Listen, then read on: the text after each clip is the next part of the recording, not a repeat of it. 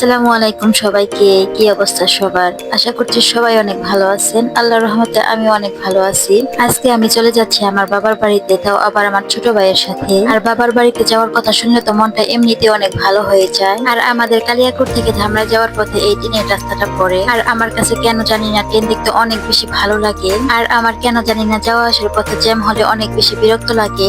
কিন্তু ট্রেনের রাস্তার এই সামনে যদি জ্যাম হয় আমার কাছে কিন্তু একটু বিরক্ত লাগে না, কেননা আমার কাছে তো ট্রেন দেখতে অনেক বেশি ভালো লাগে। এই জ্যামে বসে বসে আমি ট্রেন দেখতে কিন্তু অনেক বেশি এনজয় করি। আর আমি তো এই পথে যাওয়া আসার সময় সবসময় দোয়া করতে থাকি আজকে যেন একটা ট্রেন দেখতে পাই। বাবার বাড়ি যাচ্ছি বলে মনটা কিন্তু এমনিতেই অনেক ভালো থাকে, তার মধ্যে যদি এইভাবে ট্রেনের দেখা হয়ে যায় তাহলে তো মনটা আরো অনেক বেশি ভালো হয়ে যায়। যদিও আমি ছোট বাচ্চাদের মতো কথা বলছি, কিন্তু আমার মতো কার কার আপনাদেরও এইভাবে ট্রেন দেখতে ভালো লাগে অবশ্যই কমেন্ট করে জানাবেন। আর আমাদের যাওয়ার পথের এই রাস্তাটা মাশাআল্লাহ অনেক বেশি সুন্দর। মাঝখান দিয়ে রাস্তা আর দুই পাশে পানি। যদিও রাস্তার দুই পাশে সবসময় পানি থাকে না, কিন্তু বর্ষাকালে দুই পাশে পানি হলে যে কি সুন্দর লাগে আমার কাছে তো অনেক বেশি ভালো লাগে। আর আমার ছোট ভাইটার এখন যেহেতু স্কুলের পরীক্ষা শেষ হয়েছে, বন্ধ পেয়েছে, তাই আমার ছোট ভাইটাকে আমাদের বাড়িতে আসতে বলেছিলাম।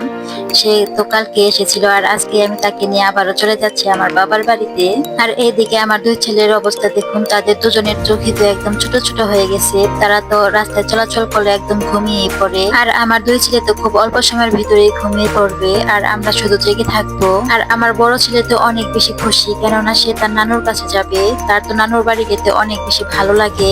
আমি আমার বাবার বাড়িতে যাওয়ার সময় যতটুকু না খুশি হই, আমার ছেলে তো তার থেকে দ্বিগুণ বেশি খুশি হয়। আর আমি তো একদম গাড়িতে উঠতেই পারি না, আমার তো গাড়িতে উঠতে অনেক বমি বমি লাগে, তাই আমি সবসময় রিক্সা দিয়ে আসা যাওয়া করি। আর আমার কাছে তো রিক্সা দিয়ে আসা যাওয়া করতে অনেক বেশি ভালো লাগে, চারিপাশটা ভালোভাবে দেখা যায় আর অনুভব করা যায়। আচ্ছা, আপনারাও কি আমার মতো গাড়িতে উঠতে পারেন না, এইভাবে রিক্সা দিয়ে চলাচল করেন? যারা কখনো রিক্সা দিয়ে দূরের পথে যান নাই তারা অবশ্যই যেয়ে দেখবেন, এইভাবে রিক্সা দিয়ে দূরের পথে যাওয়ার কিন্তু মজা অনেক বেশি হয়। আর আমার আজকের ভিডিওটি এখানে শেষ করতেছি। সবাই অনেক ভালো থাকবেন, সুস্থ থাকবেন, আর আমাদের জন্য অনেক বেশি বেশি দোয়া করবেন। সবাইকে আল্লাহ হাফেজ।